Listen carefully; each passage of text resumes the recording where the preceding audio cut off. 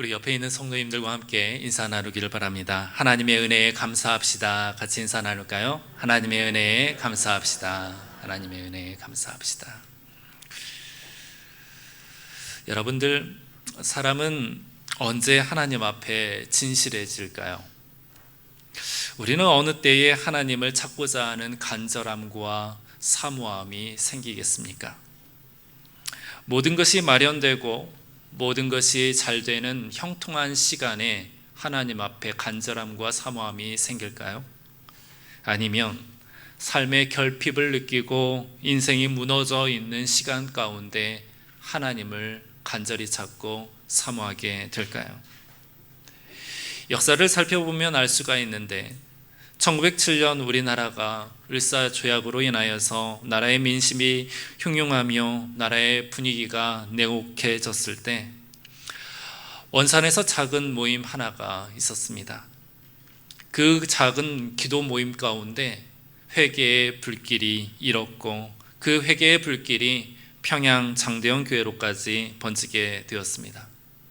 하루에 수천 명이나 되는 사람들이 하나님께 진심으로 기도하기를 자신의 죄를 고백하고 하나님께 용서와 그간 잘못했던 잘못들을 고백하기 시작합니다. 당시에는 도덕, 윤리라는 것이 잘 세워져 있지 않았던 시대였어요. 그러다 보니까 거짓말하는 것, 물건 하나 훔치는 것, 그래도 되는 줄 알았습니다.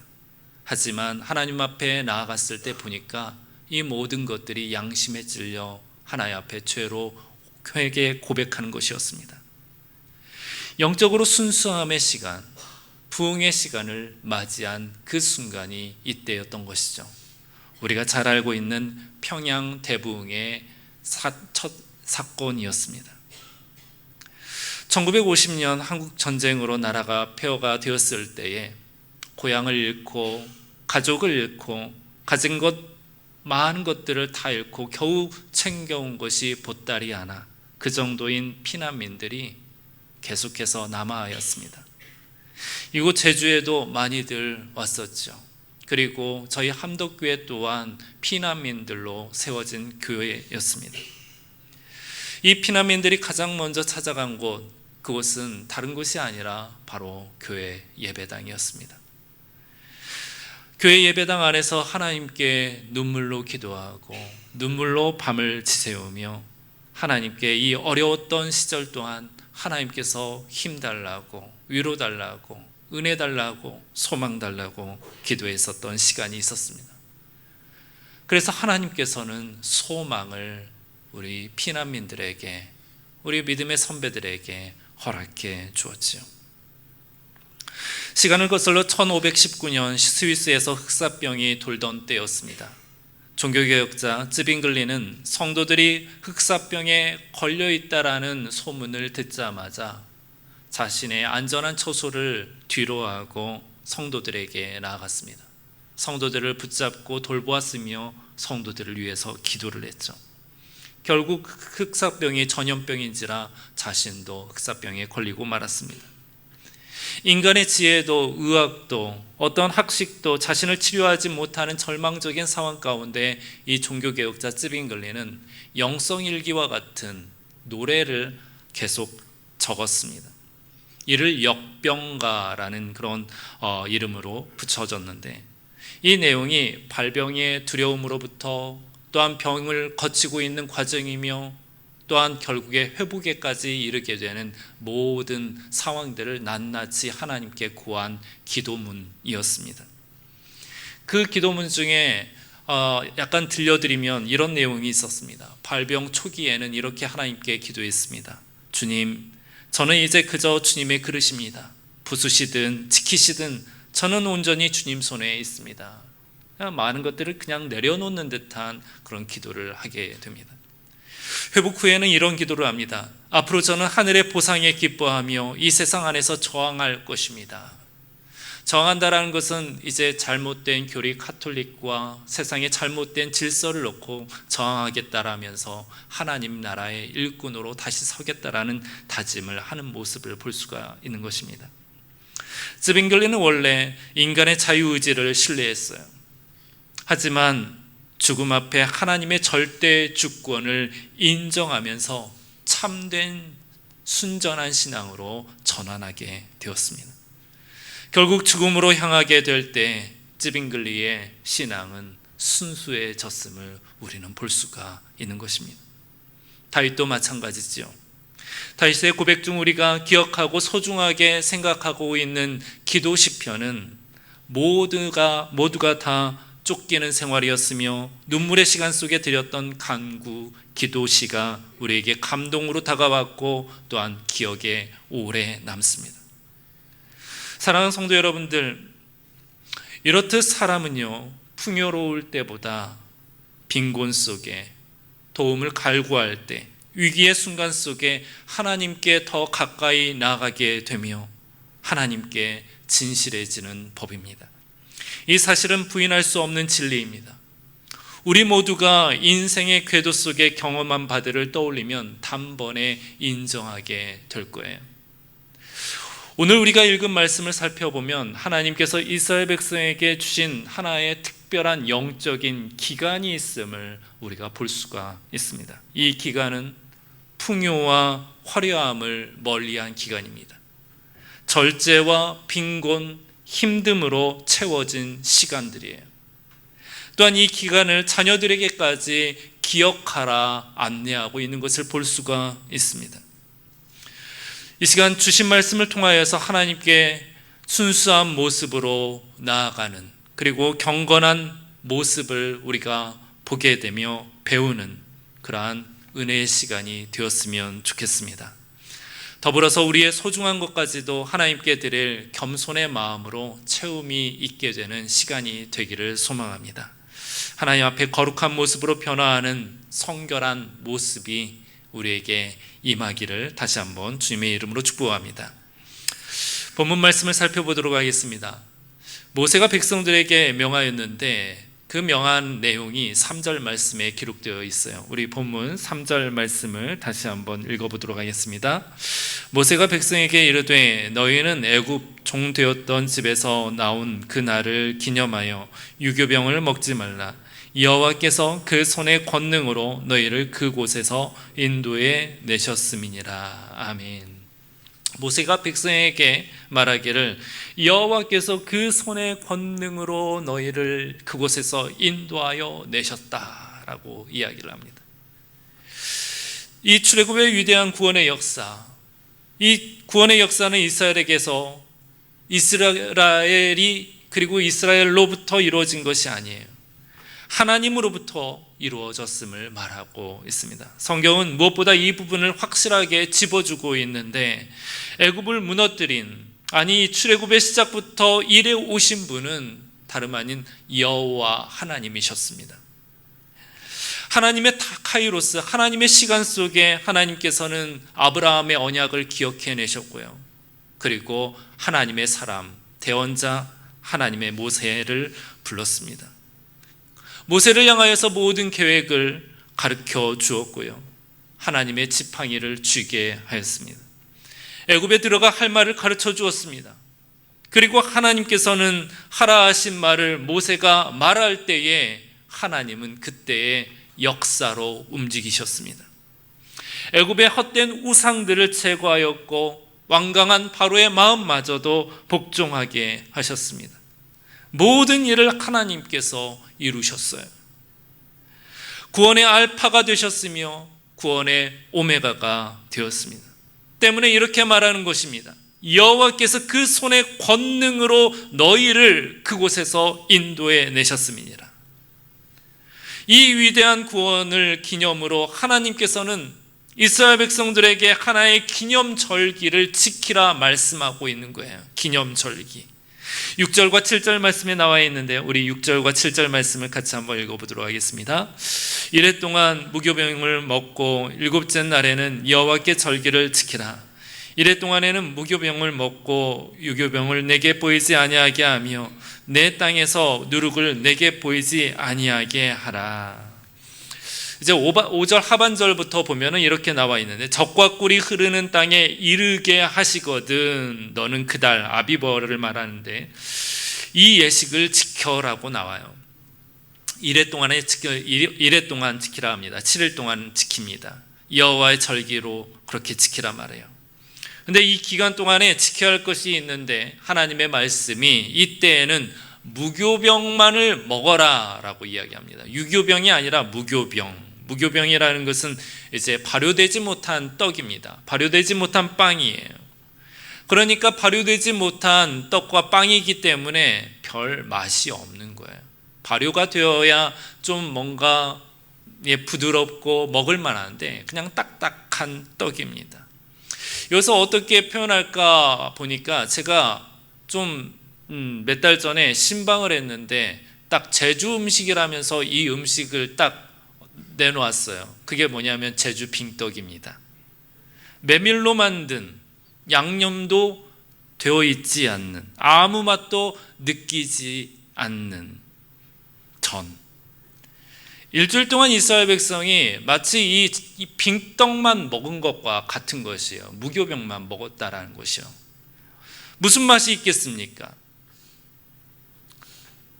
어떠한 맛도 없이 고통 속에 이것만 먹어야 하는 것, 정말 얼마나 힘들었을까요? 그래서 자녀들이 묻겠지요. 왜 우리는 이 기간만 되면 맛없는 이 무교병을 먹어야 합니까? 라고 묻는단 말이죠. 그때에 하나님께서 자녀들에게 이렇게 이야기하라 라고 아예 해답을 가르쳐 줍니다. 8절과 9절 말씀인데요. 우리 8절과 9절 말씀을 다시 한번 읽어보도록 하겠습니다. 너는 그날에 내 아들에게 보여 이르기를 이 예식은 내가 애굽에서 나올 때에 여호와께서 나를 위하여 행하신 일로 말미암음이라 하고 이것으로 내 손의 기호와 내 미간의 표를 삼고 여호와의 율법이 내 입에 있게 하라. 이는 여호와께서 강하신 손으로 너를 애굽에서 인도하여 내셨음이니. 아멘. 이렇게 말을 합니다. 이렇게 먹는 이유, 무교병만, 정말 맛없는 빙떡과 같은 이 떡만을 먹는 이유는, 그리고 이 예식은 애굽에서 나왔을 때에 여호와께서 나와 너 그리고 우리를 위하여서 행하신 일로 말미암아 우리가 이것을 기념하며 먹는 거란다. 그러면 자녀들이 묻겠죠. 왜 하필 그러면 맛있는 만찬을 해야지 왜 고난의 떡인 맛도 없는 무교병을 먹어야 합니까? 라고 한다라면 바로 하나님만 드러내기 위해서, 하나님만 드러내기 위해서. 연약함으로 있었던 우리였고 또한 화려하지 않았으며 볼품도 없는 미천한 신분인 노예 상태였던 이스라엘 백성, 이들을 하나님께서 구원하셨음을 기념하기 위한 예식이 바로 이 무교절 7일 동안이었습니다. 하나의 불편한 생활을 갖고 과거 구원의 시점으로 돌아가 하나님을 보게 하는 신앙여행의 장치로 하나님께서 제정하신 거예요. 기독교 대표적인 영성가 달라스 윌라드라는 그런 신학자가 있습니다. 이 달라스 윌라드라는 신학자가 이런 말을 해요. 특정한 것들을 얻기 위해서는 다른 것을 비워야 한다. 특정한 것이라 하면 그리스도의 임재를 말하는 것이고 또한 은혜의 채우심을 이야기하는 것입니다. 그러니까 그리스도의 하나님의 임재를 느끼며 그리스도의 은혜로 채움을 얻고자 한다면 다른 것, 마음을 비워야 한다. 마음속에 있는 여러 가지의 생각, 잡념 이런 것들을 버려야 한다. 또한 풍요로움을 버려야 한다. 이것을 이야기합니다.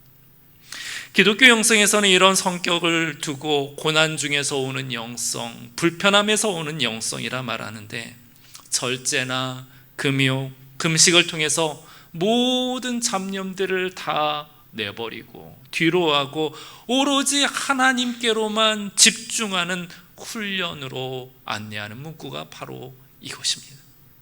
그리스도의 임재와 성령의 은혜를 채우기 위해 내 마음의 풍요를 버린다.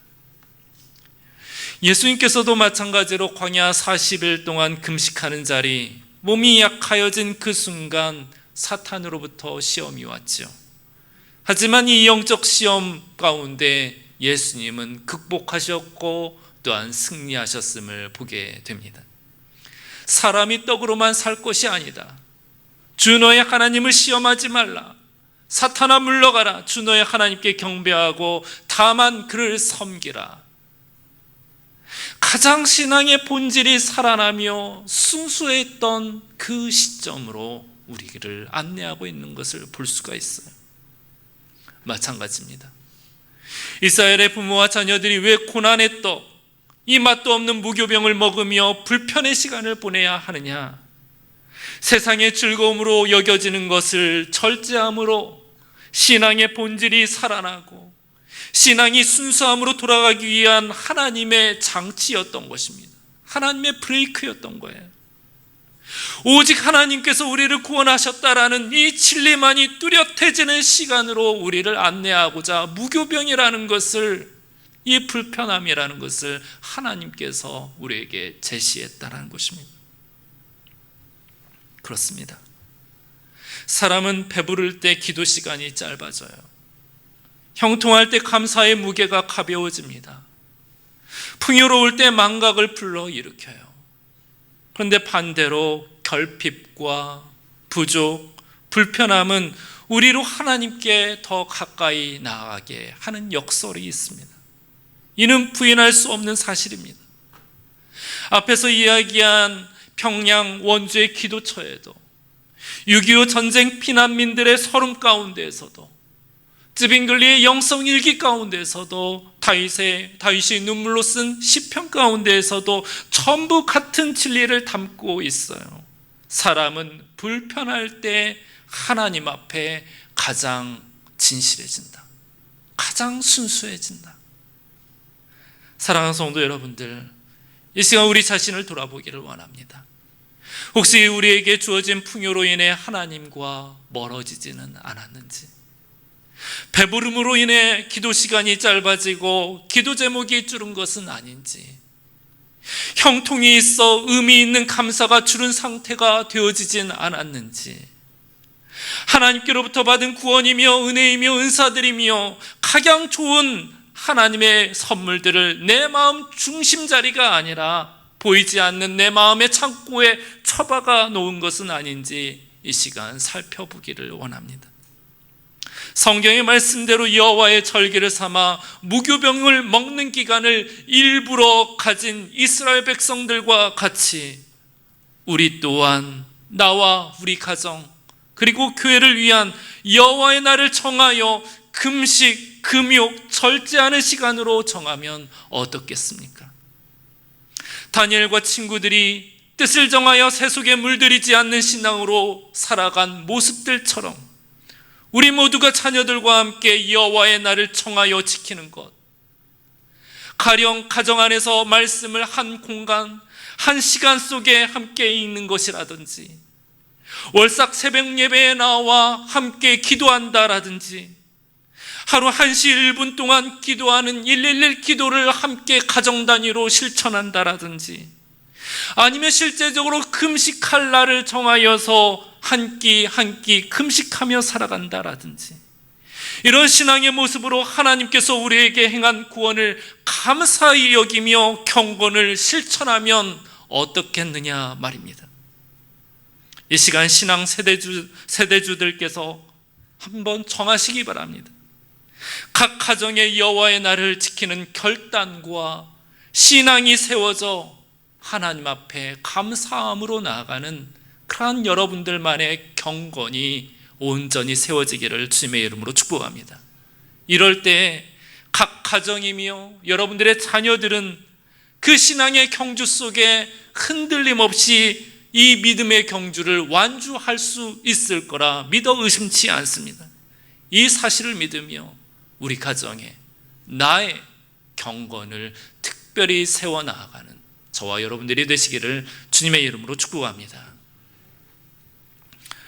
모세는 다시 구원을 받은 이스라엘 백성들을 향하여 다른 주제의 이야기를 꺼내고 있습니다. 우리 11절에서 13절까지 말씀인데요, 우리 11절부터 13절까지 말씀을 다시 한번 읽어보도록 하겠습니다. 여호와께서 나와 내 조상에게 맹세하신 대로 너를 가나안 사람의 땅에 인도하시고 그 땅을 내게 주시거든 너는 태에서 처음 난 모든 것과 내게 있는 가축의 태에서 처음 난 것을 다 구별하여 여호와께 돌리라. 수컷은 여호와의 것이니라. 나귀의 첫 새끼는 다 어린 양으로 대속할 것이요 그렇게 하지 아니하려면 그 목을 꺾을 것이며 내 아들 중 처음 난 모든 것은 대속할지니라. 아멘.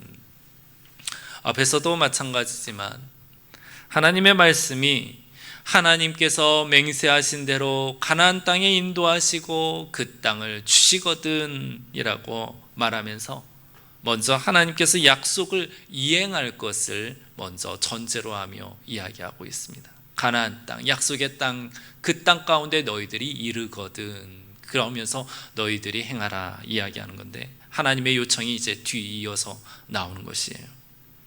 그 하나님의 요청이 바로 압달락이었을 때는 무교절을 지켜라 라는 요청을 한 것이고, 두 번째는 이렇게 이야기하고 있습니다. 너는 태에서 처음 난 모든 것과 내게 있는 가축의 태에서 처음 난 것을 구별하여 여호와께 드려라. 앞으로 그렇게 드려라 라는 것입니다.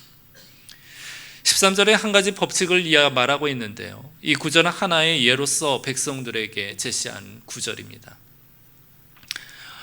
이야기하는 것이 나귀의 첫 새끼는 다 어린 양으로 대속한다. 그렇게 하지 않으려면 그 목을 꺾을 것이다 라고 이야기를 해요. 나귀의 첫 새끼. 나귀는요, 여러분들 실은 소와 양과 같이 하나님께 드릴 만한 온전한 제사 동물이 아니었습니다. 부정한 동물에 속했어요. 때문에 대신 제물을 드려야 했었습니다. 어린 양으로 드려라. 이제 대속으로 어린 양으로 나귀가 있다면 나귀 새끼를 살리려면 어린 양으로 드려라. 그러면 나귀는 살려두어도 된다라는 이야기를 하는 것이에요. 그런데 어린 양 드릴 형편이 되지 않거나 아니면 드리기를 거부한다라면 나귀의 목을 꺾어버리라, 이제 죽이라 이야기하는 것이죠. 뒤이어서 또 이야기합니다. 내 아들 중 처음 난 모든 자는 대속할지니라 말하죠. 이 말씀은 사실 6월절에 이미 이제 지켜진 바가 되었습니다. 각 가정에 어린 양 한 마리씩을 취해서 잡았었죠. 임방과 문설주에 어린 양의 피를 발랐어요. 그런데 하지만 이때뿐만 아니라 이제 약속의 땅에서 계속해서 이 6월절을 지킬 터인데 그때에도 이 어린 양을 잡아라 라고 규정하고 있는 것입니다. 이 말씀이 하나의 영적인 법칙을 말해주고 있어요. 처음 난 것은 그 자체가 하나님의 것이다. 누구든지 사람이든 동물이든 첫째는 나의 것이다 라고 하나님께서 말씀하는 것입니다. 애굽의 10번째 재앙인 처음 난 모든 것이 죽게 되는 이 재앙은요, 재앙의 차원을 넘어서 처음 모든 것들은 죽는다라는 이 모든 세상, 모든 사람들에게 향한 하나님의 심판을 의미한 사건들입니다. 애굽 재앙뿐만 아니라 세상 가운데 있는 모든 첫째 것은 바로 죽게 된다라는 것을 말하는 것입니다. 마치 인류 조상 아담과 하와가 선악과를 먹음으로 죽음으로 맞이하게 된 것처럼 같은 차원으로 처음 난 모든 것들은 죽게 된다라는 영적인 명제가 담긴 사건이었어요. 하지만 이 죽음의 상황을 면하기 위해 구원의 대책을 하나님께서 주신 것이 속죄의 어린 양입니다. 대속의 어린 양. 그리고 이 구원의 대책은 하나님의 백성 이스라엘에게만 주어졌던 것입니다. 여기서 애굽의 장자나 동물의 처음 것은 마땅히 하나님께서 접수하신 생명이지만 이스라엘 백성 중에 6월절 어린 양의 희생을 통해 살게 된 각 집의 첫째들은 단지 재앙에서 보호받고 피한 생명이 아니라 이미 하나님의 것이지만 대속으로 살아난 것이다. 그 생명의 주권이 자기에게 있지 아니하고 하나님께 있다라는 것을 알려주는 대목이에요.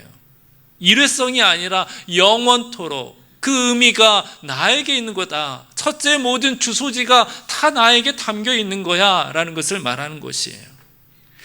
그래서 이렇게 말씀하는 겁니다. 2절 말씀인데요, 우리 13장 2절 말씀을 다시 한번 읽어보도록 하겠습니다. 시작. 이스라엘 자손 중에서 사람이나 짐승을 막론하고 태에서 처음 난 모든 것은 다 거룩히 구별하여 내게 돌리라. 이는 내 것이니라 하시니라.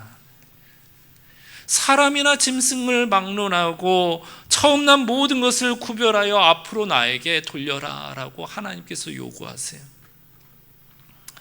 여러분들, 우리가 오해하기 쉬운 것 중에 하나가, 우리가 생각하기를 하나님을 내가 정말 잘 살고 있는 독립적인 존재인데 어느 날 갑자기 하나님께서 내 삶 가운데 들어오셔서 그냥 손님이라 생각해서 내 삶에 찾아와 신세를 지고 계신 분으로 생각한다라면 이것은 잘못된 신앙입니다.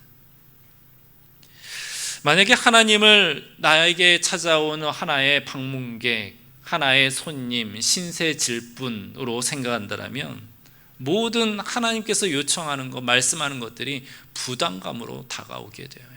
한번 생각해 보십시다. 교회 나오는 것도 나에게는 큰 겁니다 라고 하지 않겠어요? 일주일에 1시간, 이거 너무나도 소중한 시간이에요. 나에게는 일주일에 딱 이날밖에 쉬지 않는데 일주일에 교회 나오는 것도 나는 커다란 결단을 하고 나오는 거예요 라고 하지 않겠습니까? 교회에서 봉사하라 하는 것은 하나님 너무한 거 아닙니까? 그냥 출석하는 것도 나에겐 큰 건데 봉사하라까지 하라니.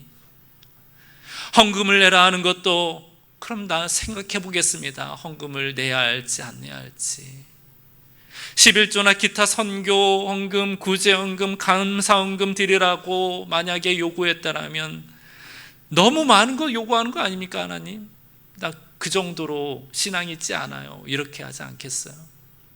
쉽사리 우리가 그냥 살면서 사람들끼리 하는 이야기가 보통 이런 이야기들이에요. 신앙에 관해서요. 부당하게만 느껴질 거예요. 마치 하나님께서 불청객으로 내 안에 들어오셔가지고 하나씩 그냥 요구하는 것처럼 보여지니까 그냥 주일에 1시간, 이제는 봉사까지 하라네, 헌금을 드리라 하네, 헌금뿐만 아니라 이제는 10의 1조, 10의 2조까지 막 드리라고 하네. 얼마나 하나씩 뺏어가는 그런 모습으로 보이겠어요. 하지만 여러분들, 나는 죽을 목숨이고 버려질 존재인데 나를 긍휼히 여겨주셔서 살아날 수 있도록 은혜 내려주신 하나님으로 내가 하나님을 생각한다면, 내가 하나님께 신세를 지고 있다라고 한다면 이 모든 요청이 부당하지 않게 여겨지는 것입니다. 내가 사는 것도 얼마인데 하면서 하나님의 은혜를 생각하는 거예요. 때문에 그 옛날 하나님의 사역자들 중에는 이런 간증들이 굉장히 많았어요. 죽을 운명이었는데 하나님께서 나를 살려주셔가지고 나를 이렇게 온전한 사람 만들어주셨구나, 나를 그리고 하나님의 위대한 사역자로 세워주셨구나 하는 그런 간증들이 얼마나 많은지 모릅니다. 여러분들, 조용기 목사님의 간증을 한번 들어보시기 바랍니다. 목사님께서 17살이 되었을 때 6.25 전쟁 때 이제 북에서 피난민으로 오게 되면서 이것저것 먹었을 거 아닙니까? 그러니까 예전에는 많이들 이것저것 먹을 음식도 안 먹고 이제 데워서 먹지도 못하고 하니까 폐결핵이 많이 걸렸어요. 부산에 와서 겨우 정착하며 고등학교를 다니는 중에 결국은 이 조용기 목사님이 폐결핵 3기까지 악화되어 버렸습니다. 그래서 의사로부터 이제 선고받기를 이제 6개월밖에 살지 못한다라는 이제 시한부 판정을 받게 됩니다. 시간이 지날수록 목사님은 피를 토하고 숨을 헐떡이며 이제 내가 곧 죽게 되는구나 하면서 하루하루 절망적인 시간을 보내었다고 합니다. 죽음을 코앞에 둔 상황에 이 집은 대대로 불교를 믿고 있었는데 절에 나가 연부를 그렇게 드렸다고 합니다. 그런데 노력한 만큼 살 희망도 생기지 않고 병의 호전도 있지 않았었어요. 그런데 그 무렵에 옆집에 사는 한 여학생이 있었는데 그 여학생이 매일마다 어느 날부터 매일마다 성경책을 들고 찾아오면서 예수 믿으세요 하면서 막 자신은 예수님 때문에 너무 행복해요 하면서 그렇게 전도하더라는 것입니다. 조영기 목사님, 나는 불교 신자니까 저리 나가라고 내쫓았습니다. 그런데 다음 날에도 오고 또 그 다음 날에도 오고 또 오기를 일주일 동안 계속 온다는 거예요. 그러면서 일주일이 지났을 때에 그 여학생이 갑자기 무릎을 꿇고 눈물로 막 기도를 하더라는 거예요. 믿지 않았기 때문에. 그래서 조영기 목사님이 하는 수 없이 그만하세요. 내가 믿어줄 테니까 눈물 닦고 울음 그치라고. 그러면서 그때부터 성경책을 딱 건네어서 읽기 시작하는데, 창세기를 읽으려고 하니까 한 5절 읽으려니까 숨이 헐떡거리니까 이게 세워라 내워라 시간이 오래 걸리지 않겠어요. 그래서 이 자매가, 이 여학생이 마태복음부터 읽으라고, 마태복음부터. 그래서 마태복음부터 읽는데 누가 누구를 낳고 누가 누구를 낳고 이 이야기가 계속 나오고 또 계속 읽다 보니까 예수님의 이야기가 하나씩 하나씩 들리더라는 것입니다. 그런데 자신은 불교 신자였잖아요. 불교에서는 다른 철학서적과 같이 어떤 이 철학에 대한 내용이 있었는데, 경전이라 하면 철학의 내용이 있었는데 성경은 아니라는 것이에요. 성경은 예수님께서 병자들을 고치신 이야기, 또한 기적을 일으킨 이야기, 죽은 자를 살리신 이야기, 이런 이야기들로 가득 차 있다라는 거예요. 그러면서 조영기 목사님이 딱 느꼈던 것이, 아하, 불교 경전도 나를 살릴 수 없고 그 어떤 것도 다 못 살린다 하였는데 예수님이라면은 나를 살릴 수 있겠구나 하는 그런 마음에 소망이 생기더라는 것입니다. 그래서 그날 저녁에 하나님께 기도하기를 이렇게 기도를 해요. 예수시여, 예수께서 나를 살려주시면 한평생 출가해서 내가 중으로 헌신 안 하겠습니다. 왜 중으로 헌신하겠냐면, 이 부산에 그때 일대에 교회가 없어가지고 그냥 하나님께 헌신하는 것이 이제 중이 되는 줄로만 알고 이렇게 헌신하겠다 고백을 해요. 그런데 기도하고 나서 희한하게 마음 가운데 평안함이 쫙 임하게 되는데, 그냥 세상 가운데 그냥 염려 걱정, 죽어도 괜찮겠다라는 이 평안함이 생기더라는 것입니다. 그러면서 이제 막 노래가 부르고 싶은 마음이 막 있는데, 막 그때부터 뭐 아는 노래가 있어야죠. 찬송가도 알지, 뭐 신라의 달밤이면 뭐 불국사의 이 노래를 막 너무 좋아가지고 막 부르는데, 목사님의 간증이 그때 그 순간 내 병이 나았다라고 이야기를 합니다. 그 이후에 목사님은 신학교를 나와 위대한 하나님의 사역자의 길을 걷게 되었다고 해요. 사랑하는 성도 여러분들, 조영기 목사님이 죽을 위기에서 얻은 생명이 누구의 것입니까? 누구의 것입니까? 이미 죽었어야 할 생명이 은혜로 다시 주어진 것입니다. 그리고 기도한 대로 목사님은 사는 동안에 하나님께서 쓰시는 주의 귀한 종이 되어서 5대양 6대주를 다니며 복음을 전하는 위대한 사역자가 되었어요. 사랑하는 성도 여러분들, 이와 같은 내용은 조영기 목사님뿐만 아니라 성경의 인물인 야곱도 마찬가지예요. 형에서로부터 죽을 위기 속에서 간신히 살아남은 야곱은 베델에 이르러 돌베개를 베고 잘 때에 하나님을 환상 중에 만나며 서원을 합니다. 하나님이 나와 함께 계셔서 내가 가는 이 길에서 나를 지켜주시고 다시 내 아버지 집으로 무사히 돌아오게 하신다라면 내가 이제부터는 하나님을 진짜 하나님으로 모시겠습니다. 또한 이곳을 하나님과 만나는 주의 전이 되게 하겠습니다. 또한 내가 소득의 10분의 1을 하나님께 드리겠습니다 라고 서원을 해요. 그런데 어떻게 되었어요? 죽을 위기 속에서 하나님을 찾고, 미천한 신분 속에서 하나님을 찾고, 처량한 신세 속에서 하나님께 도움을 구했더니 결국 하나님께서는 이 야곱에게 구원을 허락하시고 약속대로 이행해 주시지 않았습니까? 말씀을 마치도록 하겠습니다. 사랑하는 성도 여러분들, 우린 마땅히 하나님께로부터 은혜에 빚진 자들이에요. 죄로 인해 죽을 우리들이지만, 위기 속에 처한 영혼들이지만, 어린 양 예수 그리스도의 보혈과 공로로 우리가 평안을 얻게 되었고, 또한 찬송을 하게 되었으며 소망을 바라볼 수 있는 자가 되었습니다. 어린 양 예수 그리스도의 보혈과 그 공로로 말입니다. 죽음을 염려하지 않게 되었고요, 영생을 확신하게 되었고, 구원의 은혜와 약속을 살아가는 존재로 우리는 변화되었습니다. 이 모든 것이 우리에게서 났습니까? 아닙니다. 온전히 하나님에게서 다 부어진 은혜인 거예요. 나의 생명이며 가족들의 평안이고, 또한 미래를 향한 소망, 모든 것들이 하나님께서 나에게 주신 은혜의 선물이란 말입니다. 우리가 이 고백을 할 때 우리는 하나님께 아낌없이 드릴 수 있는 그러한 예배자가 될 수가 있는 것이에요. 처음 난 모든 것을 거룩히 구별하여 하나님께 온전히 드릴 수 있는 자가 되는 것입니다. 이 은혜를 깨닫게 될 때 말입니다. 하루의 첫 시간, 일주의 첫째 날, 나의 첫 번째 소득, 나의 첫 번째 열매, 첫 번째 모든 것, 그 모든 것들 하나님께 감사함으로 드릴 수 있지 않겠습니까? 이 은혜를 깨닫게 된다라면 말입니다.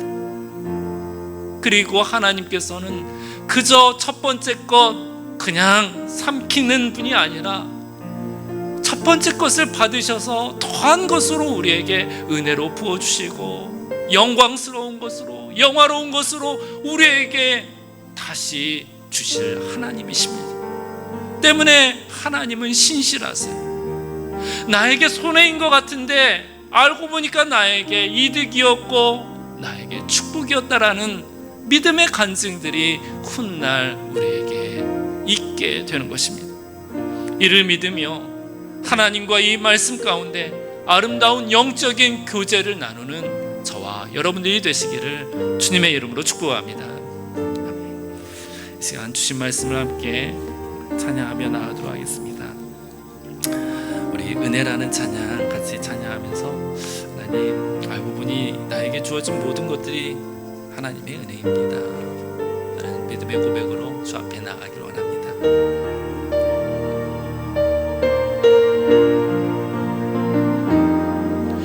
내가 누려왔던 모든 것들이, 내가 지나왔던 모든 시간이, 내가 걸어왔던 모든 순간이 당연한 것 아니라 은혜였어. 아침에 해가 뜨고 저녁에 노을, 봄의 꽃향기와 가을의 열매, 변하는 계절의 모든 순간이 당연한 것 아니라 은혜였어. 모든 것이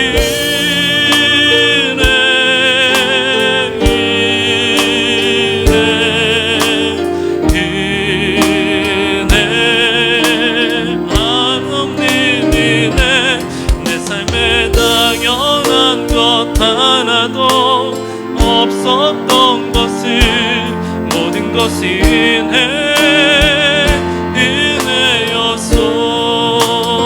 내가 이 땅에 태어나 사는 것,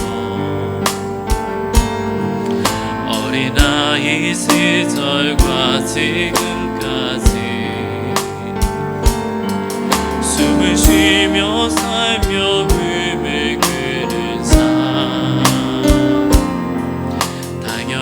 것 아니라 은혜였어.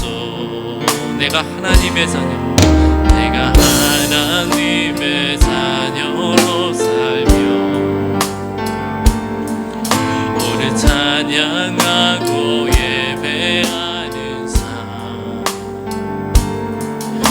복음을 전할 수 있는 축복이 당연한 것 아니라 은혜였소. 모든 것을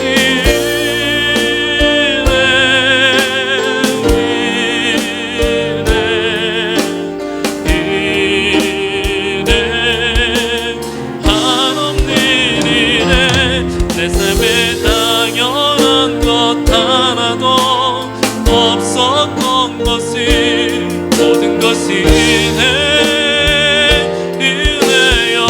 모든 것이 은혜, 모든 것이 은혜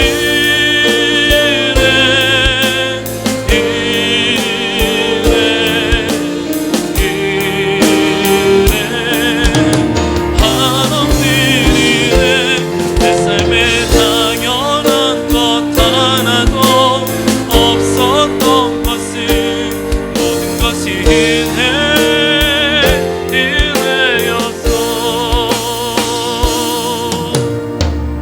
사랑하는 성도 여러분들, 정말 그렇습니다.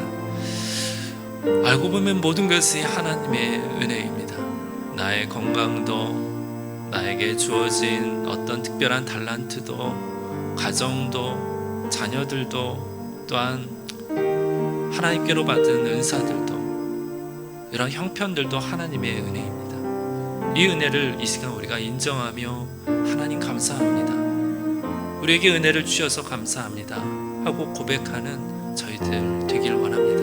그래서 함께 하나님께 감사의 기도, 또한 이 은혜를 망각하지 않고 하나님 앞에 겸손 가운데 살아갈 수 있도록 우리 인생을 친히 이끌어 달라고 이 시간 주여 한번 외치며 함께 기도하며 나가도록 하겠습니다. 기도하겠습니다. 주여, 여호와 아버지 하나님, 그렇습니다.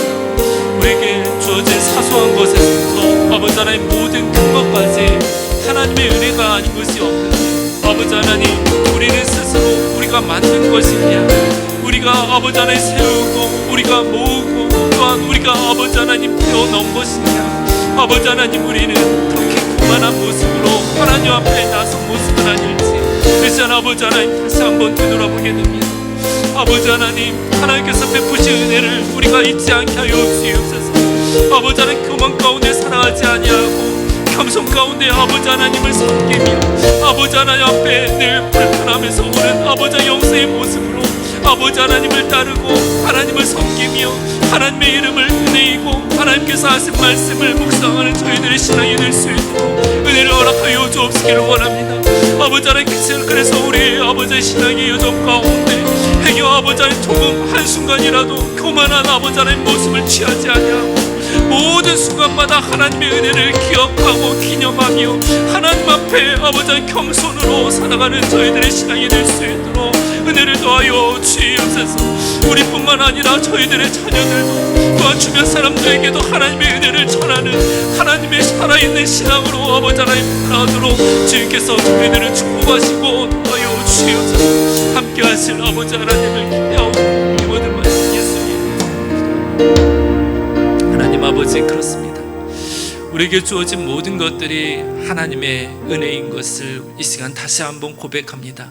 사소한 것도 또한 우리에게 커다란 것도 모든 것들이 하나님께서 우리에게 베푸신 선물이고 또한 은혜이고 은총임을 이 시간 다시 한번 고백하며 주 앞에 나아가오니 하나님, 우리의 심령 가운데 행여 조금이라도 주 앞에 겸손으로 교만하지 아니하고 늘 겸손 가운데 살아갈 수 있도록 은혜 은총을 더하여 주시옵소서.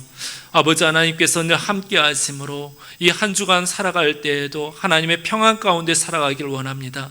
또한 은혜를 기억하고 그 은혜를 찬미하며 살아가는 복된 한 주가 될 수 있도록 은혜 허락하여 주시옵소서. 감사하며 이 모든 말씀 예수 그리스도의 이름으로 기도드립니다. 아멘.